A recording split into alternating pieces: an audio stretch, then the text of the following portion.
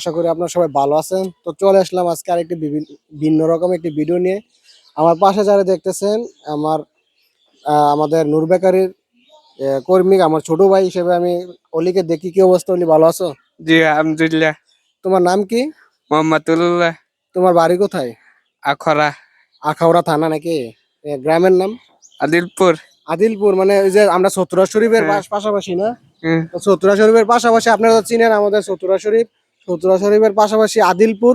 আমার অলি অলি কিন্তু একটু ভিন্ন টাইপের মানুষ। দেখেন অলির আঙ্গুল আমাদের যেমন 5টা আঙ্গুল, অলির কটা?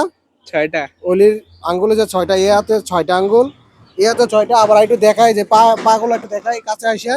যে দেখেন 1 2 3 4 5 6, 6 6 12, 3 6 18, 4 6 24টা আঙ্গুল। আমরা 20টা আঙ্গুল আর অলির হচ্ছে 24টা আঙ্গুল। তো অলি, বাড়িতে কবে গেছিলা? গেছিলাম 1 বছর। 1 বছর না, হয়েছে? 1 মাস। 1 মাস হয়েছে। তো আবার কিছুদিন পরে আবার অলি বাড়িতে যাবে। সবাই অলির জন্য দোয়া করবেন। Thank you so much. Okay, good by.